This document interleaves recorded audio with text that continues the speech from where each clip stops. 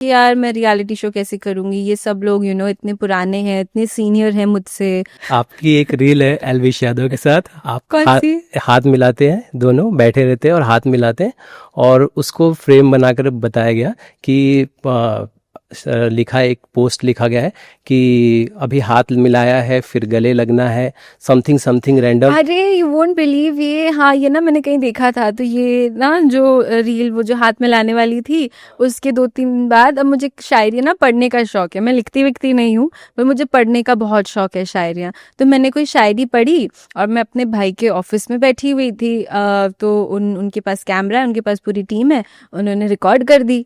अब मैंने देखा वीडियो अच्छा खासा बन गया था, and that is my personality, so I was like I can post it, it's looking nice. तो मैंने वो शायरी पोस्ट कर दी। अब उसको उन्होंने कंबाइन कर दिया। यस। और फिर मुझे इतना, मैंने बोला मैंने इतने मन से मतलब शायरी बोली थी, और मतलब you know what I mean, मतलब मेरा क्या अलग थॉट प्रोसेस था। मैं चाहती थी दैट बिकॉज आई थिंक तब अब एक टाइम पे बहुत अमेजिंग शायरियाँ लिखी गई हैं, बीर Mirza Ghalib, so many beautiful shayaris, and I really want people to read them. I want that whole era to come back. Because it was so beautiful. मतलब एक लव स्टोरी 5 लाइनों में बयां कर देते थे यार वो लोग। एक पूरी लव स्टोरीज वो लोग 5 लाइनों में लिख के पूरी कहानी बयां कर देते थे। इतनी खूबसूरत शायरियाँ लिखी जाती थी उस वक्त पे। तो मैं तो वो चाह रही थी, और यहाँ कुछ और हो गया। क्योंकि इंटरनेट पे हम And it was so funny, ये मैंने शाम को कुछ पोस्ट की होगी 7-8 बजे, उसके बाद मैंने अगले दिन सुबह उठ के देखा तो कुछ बहुत सारे लाइक्स और कमेंट्स और ये सब आ गए थे। तो मैं बहुत खुश हो गई, मतलब people are appreciating me for my art, for my craft. फिर मैं कमेंट्स जाके पढ़ती हूँ तो मैंने देखा यहाँ पे तो कुछ और ही चल रहा है। एलविश अरे एक इंसान ने नहीं बोला कि वाह क्या खूबसूरत बोला है, या कितनी खूबसूरती से इसने नरेट की है शायरी, या तलफ्फुज कितना अच्छा था। मैं तो ये सब एक्सपेक्ट कर रही थी अपने पोस्ट के नीचे कि लोग मुझे मेरी तारीफ करेंगे, मेरे लिए कुछ अच्छा लिखेंगे। वो किसी ने नहीं लिखा, किसी ने नहीं लिखा। कैसे है एलविश, वर्किंग एक्सपीरियंस कैसा है? He's such a good person, yeah. He's an amazing person. He's very witty and funny. खाना तो मुझे नहीं लगता वो बनाना सीखा भी है पूरे सीजन में। But great person to work with, good energy, positive person, and हमारा जो शो भी था ना वो बहुत पॉजिटिव था। मतलब हम लोग हैं जो the set of people, laughter chef season 1 के जो लोग रहे हैं, हम सबकी एनर्जी ही ऐसी है ना कि अगर कोई इंसान आए भी तो मतलब अगर कोई इंसान ऐसे गुस्से वाला आए भी ना, वो खुद हंसी मजाक वाला बन जाए। बिकॉज हम सबकी एनर्जी ऐसी है, like even when I met the whole team, मैं बहुत डरी, मैं एक्चुअली डरी हुई थी वो शो करने से पहले। अच्छा। बिकॉज मेरा था कि यार मैं रियलिटी शो कैसे करूंगी, ये सब लोग इतने पुराने हैं, इतने सीनियर हैं मुझसे, एज डिफरेंस भी है। मैं तो किसी का, अपने दोस्तों का भी मजाक उड़ाने से पहले मुझे ऐसा लगता है कहीं बुरा ना लग जाए, मैं कॉमेडी शो में क्या करूंगी यार। बट उनके साथ काम करके इतना कुछ सीखने मिला, इतनी कंफर्टेबल हुई मैं, everything just fail into place. मतलब उन लोगों से मिलके मुझे अच्छा लगने लगा। लाइक इमेजिन द गर्ल जिसको प्रॉब्लम होती है 10 लोगों के बीच में बात करने से, या फिर मुंह खोलने से अपना, वो बैठ गया आज उनके साथ हंसी मजाक कर रही है, उनके साथ पंचेस मार रही है, ये कर रही है, वो कर रही है। सो उन सब की एनर्जी ही ऐसी है दैट वो किसी भी इंसान को, गुस्से वाले इंसान को, इंट्रोवर्ट इंसान को, एटीट्यूड वाले इंसान को, सबको हंसी मजाक कर करके अपना दोस्त बना सकते हैं। सबसे बेस्ट एक्सपीरियंस किसके साथ है? मतलब ऑब्वियसली पूरे सभी के साथ था। बॉन्ड किसके साथ बन गया? एक्चुअली हर किसी के साथ एक अपना बॉन्ड है। जैसे कि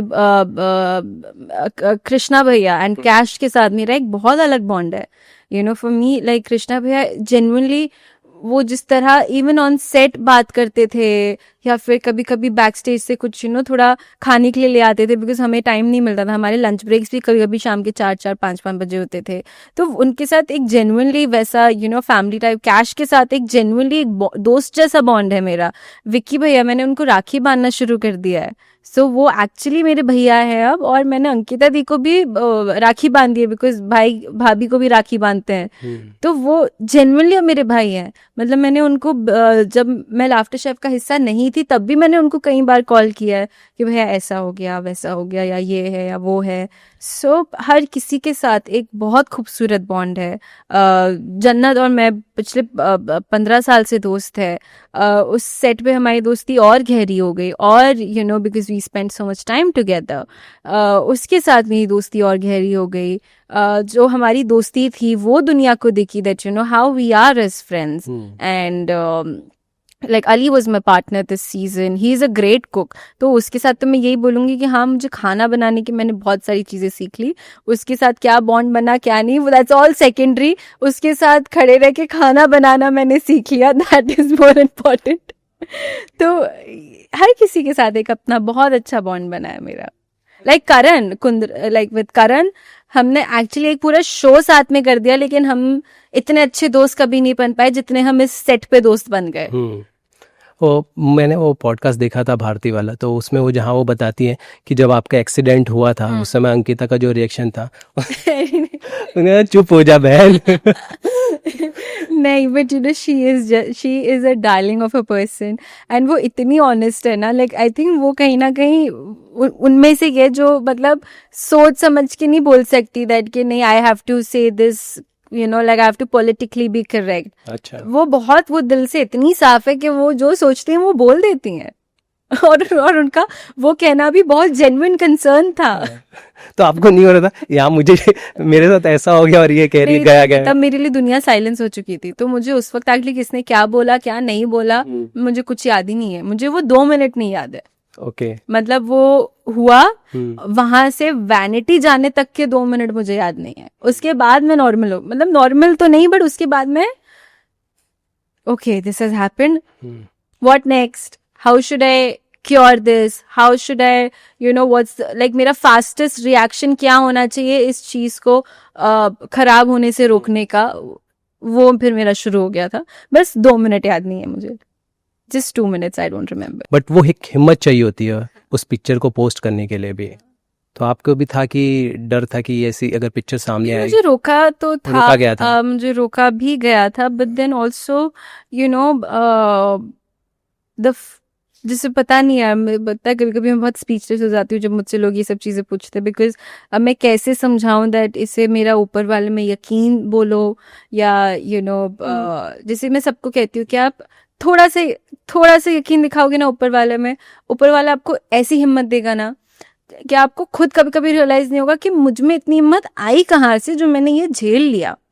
So it's always about that one little belief in God which you have to put in him, and the way then he gives you strength, or the way he gets you out of a situation, मतलब मैं नहीं बता सकती, वो हो जाता है अपने आप। और मेरे साथ वही हुआ, मतलब वो हुआ 5 मिनट के, ये क्या हो गया, क्यों हो गया ये, लाइक वाई, मैंने तो कभी किसी का बुरा नहीं किया। But then after that the whole believe that ऊपर वाले ने आंख बचा ली, ऊपर वाले ने मेरे पलकों के बाल जल जाते, मैं क्या करती। आपने एक्सीडेंट को अलग नजरिए से देखना शुरू कर दिया? वो बस ऊपर वाले में यकीन था मेरा एक, और उसके बाद मुझे बहुत हिम्मत मिली, इतनी हिम्मत मिली कि मतलब मैं खुद, मतलब मैं नहीं बता सकती दैट मुझे वो स्ट्रेंथ कहाँ से मिल रही थी, कैसे मिली। सिर्फ ऊपर वाले में यकीन था दैट ठीक है। And it's said in our religion, there's a beautiful saying in our religion that God only burdens a soul as much as it can bear. ऊपर वाला आपको उतनी ही तकलीफ देता है जितना उसने आपको हिम्मत भी दी है झेलने की। तो वो सब चीज़ों को लेके मतलब वो मैंने बहुत पॉजिटिवली, वो मेरा एक जो फेस था वो गुजर गया, एंड मेरी जो रिकवरी थी वो भी बहुत जल्दी हो गई। एक्सीडेंट के 5 दिन बाद आप सेट पे थे? हाँ, 6 दिन बाद में। 6 दिन बाद सेट पे थे।